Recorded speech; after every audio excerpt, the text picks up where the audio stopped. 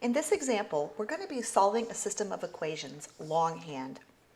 This may be the only time that we do this. Part of the purpose of linear algebra and the way that it's developed the way that it is to be able to solve systems of linear equations in a quick and easy way that's much more streamlined, so you don't have to spend all day writing equation after equation after equation.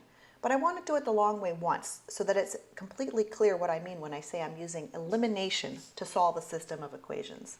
So we're going to be doing the process of elimination on this system that we see here, which are three planes. Let me point out that if you have three planes, and they're not parallel to each other, they're going to intersect like this. If we have two planes, these two planes are going to intersect in a line. So let me draw my intersecting planes here. And you can imagine their line of intersection here in the bold line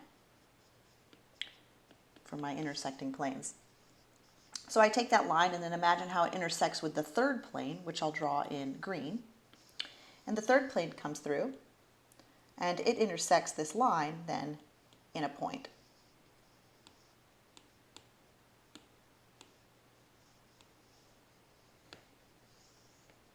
And it's this point that we're after when we solve this system of equations. So let's do elimination. If I look at these equations, I can see that if I added the first row and the second row together, that would make the x's go away. So this is the step that I want to do. Here's the result. I've added the first and second rows together, replacing the second row with their sum. I see now that I have 0 plus y plus 3z equals 5 in the second row. And this system looks a little bit simpler because the 0 has showed up. What's the next step that I want to do? Well, if I think about the third row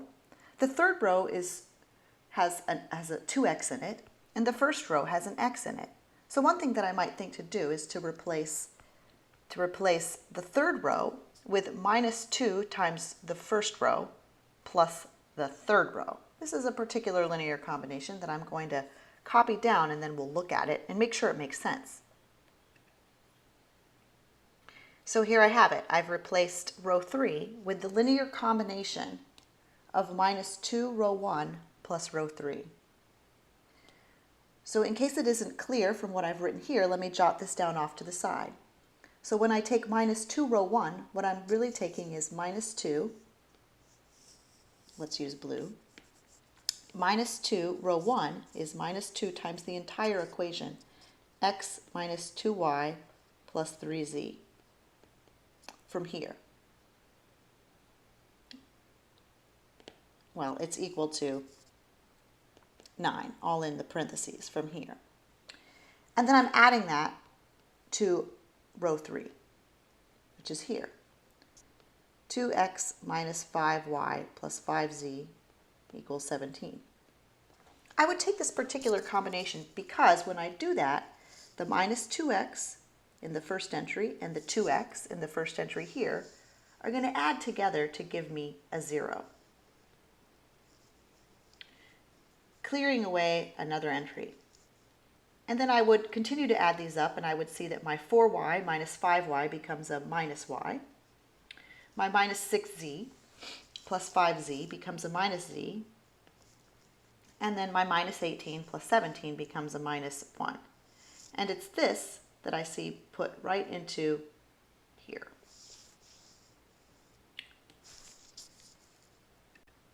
So what's the next step going to be?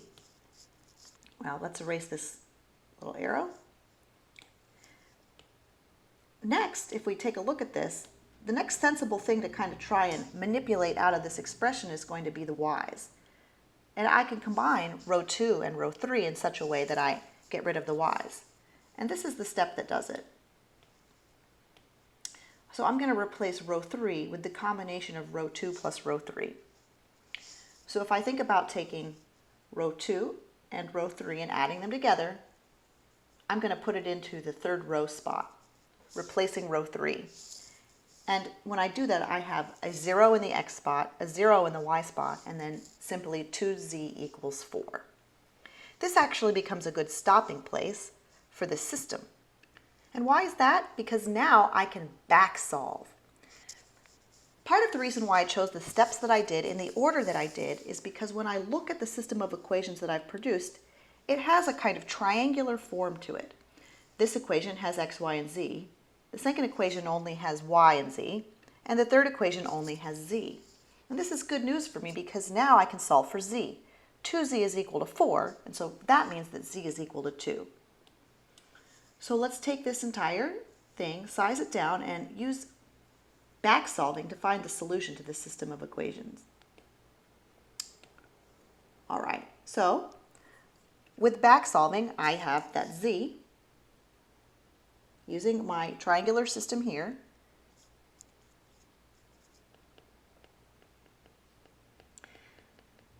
I see that z is equal to 4 over 2, so equal to 2. And then y, from the previous equation, is 5 minus 3z. And because I have a z value now, I get that y is equal to 5 minus 3 times 2. And that's equal to minus 1. And then finally z, or x I see from the first equation is 9 plus 2y minus 3z. And now I can plug in both my y values and my z values and see that I get 9 plus 2 times minus 1 minus 3 times 2, giving me 1. And so my solution, the point where these three planes intersected, and the point that solves all three of these plane equations simultaneously, is 1 minus 1, 2. This process that we just did in this entire example is called Gaussian elimination, or just elimination for short. It's a process of manipulating a system of equations so that you can put it in a form, in this case a triangular form, where it's easy to read off the solution. These three planes intersected in a single point, and we had one unique solution to this system of equations. There's only one point that you could simultaneously plug the x, y, and z values into all three equations and solve them all. And in this case, it's the point 1 minus 1, 2.